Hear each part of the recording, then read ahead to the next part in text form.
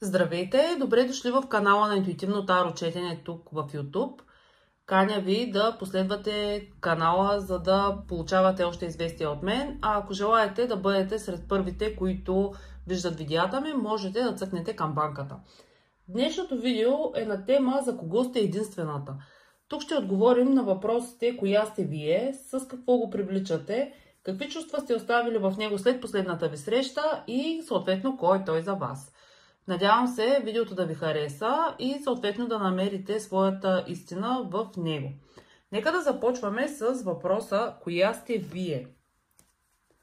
Нека да видим кои дами гледат това видео. Кои сте вие? Вие сте жена, която определено по луната говорим, че така е доста тайна, доста загадъчна. Жена, която никога не разкрива своите мисли. Също така, тук картите говорят, че сте надарени с изключително остър ум. Умеете да имате дар слово също и по паш на пентаклите за този човек и изобщо като цяло вие сте доста силна и доста стабилна жена. Луната също така ни разкрива, че вие доста често се уповавате на сънищата си. Имате доста ярки сънища, които бих казала, че говорим, че са дори пророчески на моменти. Това видео се гледа от жени, които доста вярват в сънищата си. Нека да поясним още за това, коя сте вие. Вие сте човек, който с лекота започва нови начала в живота си. Тук императрицата говори за вашата стабилност, за това, че вие можете да се грижите за деца, можете да се грижите за дом. Изобщо като персонаж сте доста стабилни. Рицар на мечовете говори за това, че бих казала тук доста бързо умеете да получавате информацията, която искате. Но тройка на мечовете говори за това, че в миналото си вие сте били наранени. Възможно е да е от раздяла, предизвикана от трети страни във вашите отношения, но силата, вътрешната сила, която имате, определено ви е помогнала да превъзмогнете тази раздяла. Нека да видим още, защото наистина е много интересно за това, кои сте вие. Тук това видео се гледа от жени, които са доста така пестеливи. Ето тук, само че звездата ще я обърнем ето така. Вие сте доста пестеливи и по рицар на жезлите сте жени, които обичат да пришпорват на моменти нещата, обичат да бързат, не се бавят, не се застояват на едно място, не тъпчат т.е. на едно място. Звездата говори за това, че този човек, определено за когото питаме, е на разстояние от вас и за него сте едно все още несбъднало се желание. Четворка на чашите символизира това, че в момент на слабост, в момент на изтощение предпочитате да се останете сами, предпочитате да се осамотите и като цяло сте хора, които много обичат да релаксират, четейки, слушайки любимата си музика или просто бездействайки, мислейки за това какво да направите, как да го направите. Бих казала тук, че четворка на чашите говори за една стабилност също в емоционален план. Вие знаете какво искате от този живот, просто на моменти се получава така, че от изтощение не знаете как да го постигнете. Ще поясняваме и тук.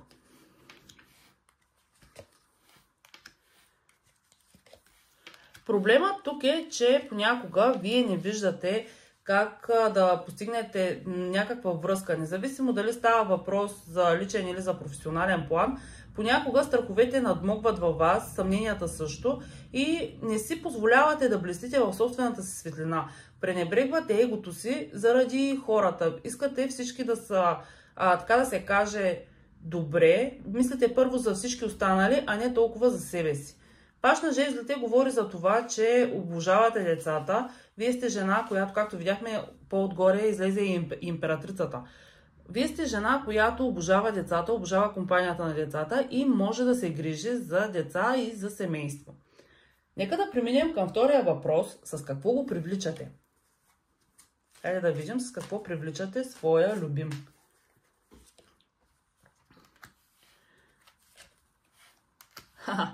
Отново императрицата имаме тук. Така, от една страна, това, което излиза от картите е, че вие умеете да отстоявате позицията си. Дори на моменти да се налага да бъдете по-остри, по-нахъсани в своята правота, тук този човек вижда във вас жена, която е доста упорита, но същевременно жена, която може да бъде както купунджийка, така и сериозна дама, вижда във вас и много чувствено отношение към самия него. Привличате го именно с милото си отношение и също така тук имаме още една седмица на жезлите с това, че сте упорита. Упорита дама, която не се отказва лесно от мечтите си, а напротив, работи за сбъдването на тези мечти. Той вижда във вас една персона, която е в състояние дори да покори самия него, с упоритост, с кураж. Също така сте и доста търпелива в личен план, т.е. можете да чакате доста дълго време своя любим. Нека да видим още с какво го привличате.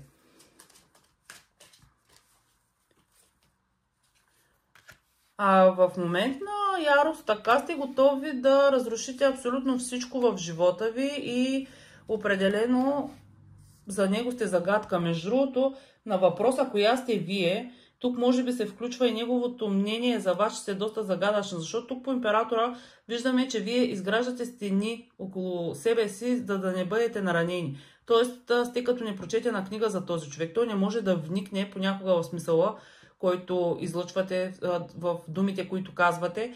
И това нещо него много така го привлича, защото имаме и смъртта. Той само съзнава, че по смъртта тук можете да го възстановите. Вие сте жена, която проявява страстта си. Просто ви личи, че сте хора, които със страст започват абсолютно всяко едно нещо в своя живот. И тук ще поясняваме.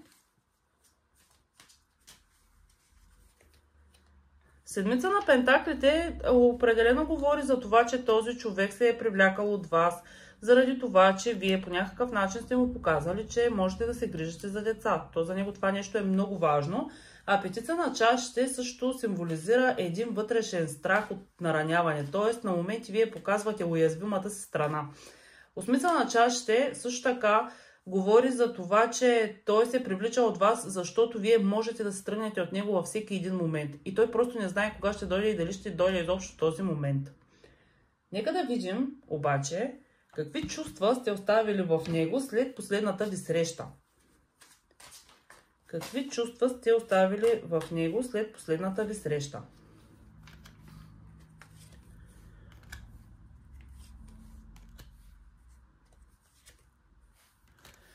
Това, което сте оставили като чувства в него е, че обожавате победата и сте доста нахъсани за тази победа.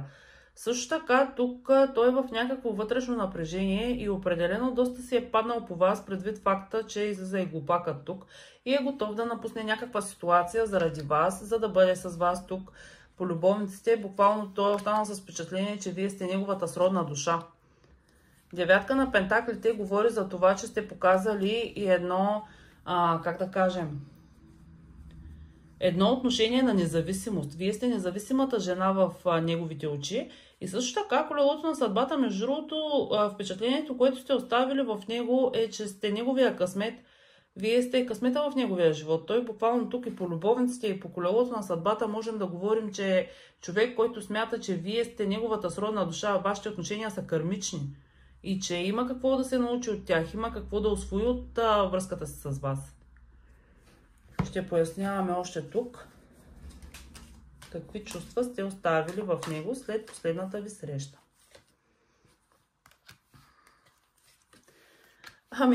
Той тук буквално очаква следваща среща с вас. Така една надежда има в него. Да се срещне отново с жената, която така е доста сериозен опонент в разговорите с него. Ето тук той чувства, че е дошло времето да направи предложение за нова връзка. Ето той е влюбен, този мъж. Той е влюбен и смята вече да прекрати този етап, в който не е бил щастлив, в който е бил самотен и вече да даде чашата с любовта на жената, която заслужава. Защото той преценява, че той ви заслужава този човек. А солна чашата е искреното отношение, искрената любов, чистите чувства. Тук не говорим абсолютно, че той има някакви намерения за предателства или за изневерие или за нещо такова. Не, напротив, този човек мисли да излее чувствата си към вас. Рицар на пентаклите е миролюбивата комуникация, миролюбивото предложение за нещо ново. Тук той се стреми към една хармония във вас. И точно с това сте го привлекли, защото сте изключително хармонична жена, хармоничен персонаж. Шестица на пентаклите говори за това, че впечатлението, което сте оставили в него, е, че не сте егоист, а напротив, готови сте да споделяте чувствата си, да давате и да получавате любов. Тук сте демонстрирали един авторитет пред него, което пък от своя страна го е привлякло много. Нека да преминем към въпроса, кой е той? Да видим дали ще разпознаете своя любим. Той е човек, който в миналото се е изключително нараняван, но виждате ли тук как се подреждат картите? Десятка на мечове с асо на мечове. И това означава, че въпреки раните, които тук са, които са от миналото му, раните, които е мислил, че няма да преживее, тук му се дава един шанс за ново начало. Този човек буквално е готов да скъса оковите с миналото си.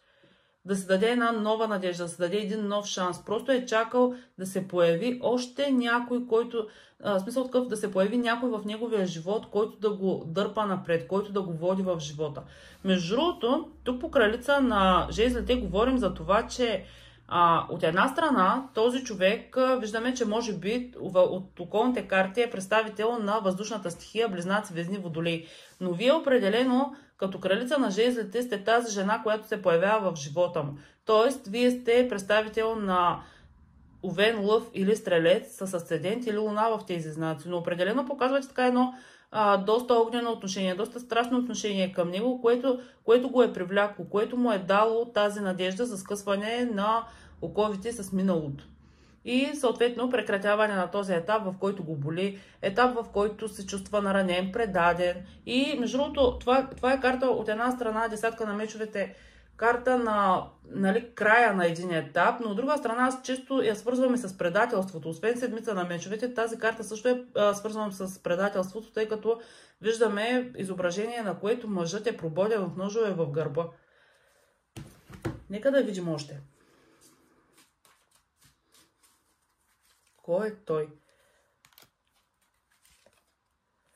Ето, два пъти асо на мечовете. Между другото, днес в това четене виждаме тук доста карти, които излизат една над друга. Тоест трябва да ни заострят вниманието към тях. Луната говори, че той тайничко си е мечтал за такава жена. И между другото, той е мъж, който обича сякаш да го контролират, обича да му показват пътя в живота. Той не е някой, който може да взема много точно сам решенията в живота си. Напротив, той иска жена, която да го води.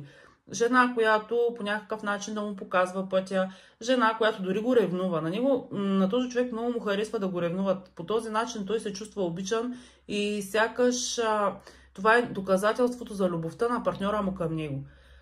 Крал на жезлите от тук, от една страна, се явява като доказателство за това, че в този човек може да бъде също и представител на огъня, но по-скоро тук говорим за асцендент, за отношението му към живота и отношението съответно, което показва пред останалите. Луната говори за това, че той в миналото се е предаден от някаква изневяра, от някакви тайни отношения тук. Защото Луната се свързва доста често с тайната любов, задкулисието, фантазиите. Асо на мечовете тук се вижда определено, че този човек иска нещо ново в живота си. Той се е отекчил от тези предателства, отекчил се от това, което са му причинявали хората. И то тук не само в личен, в любовен план, а като приятели. Този човек доста често е смятал определени хора за свои приятели, които в последствие са се оказвали предатели. И просто иска нещо ново, някаква нова свежест, някаква глътка въздух в личните си отношения.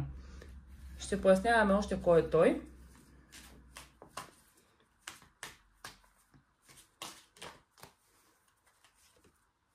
Ето, той купне за нова любов. Асо на чашите, двойка на чашите. Просто така да искам да се случат нещата, няма как да ги наглася картите дори. Хайде да видим.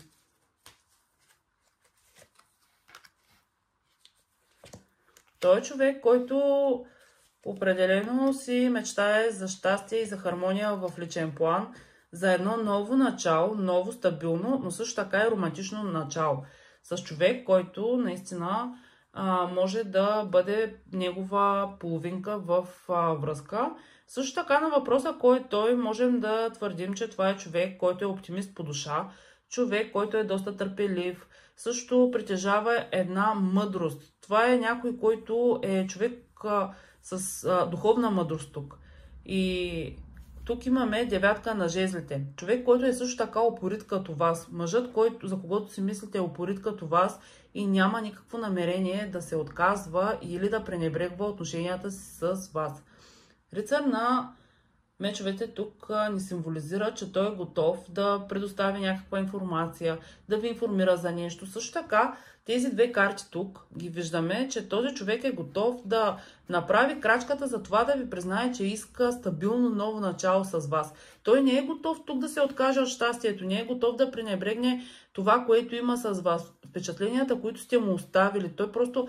Това е човек, който се е впечатлил толкова силно от вас, че вече е рисувал в ума си картини, в които сте заедно, в които дори имате семейство, защото Слънцето се свързва и с раждането на дете.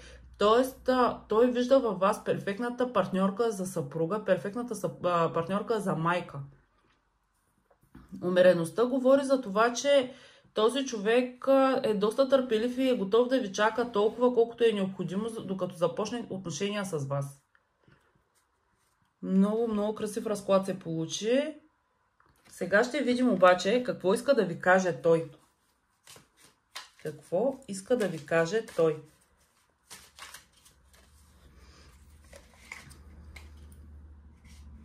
Все още нямам всички въпроси.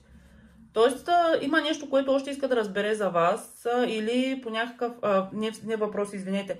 Все още нямам всички отговори. Тоест, той иска да разбере нещо от вас, да се интересува още, да ви опознае напълно, да му дадете отговорите, които търси.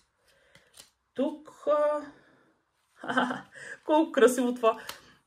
Животът ми започна, когато те срещнах. И знаете ли, тази карта е потвърждение на това, че този човек, което ви казах преди малко, че той е чакал да се появи някаква нова надежда в неговия живот, нещо, което да го вдигне на крака, нещо, с което да скъса оковите на миналото си. И тук последната карта е... Искам да започна отношения да започна семейство, т.е. да направите такава връзка, в която завърши с семейство. И това е всъщност аналог на десятка на пентаклите. Много красиво четене се получи и смятам, че взехме доста информация от картите. Ако разкладът ви е харесал, можете да се абонирате за канала ми, където ще виждате в бъдеще още такива интересни неща. И ако съответно искате да получавате известия от мен, можете да цъкнете камбанката. Много се радвам за това, което излезе от картите. Пожелавам на всички, които са гледали това четене, да се сбъднат нещата колкото се може по-бързо. Чао и до скоро!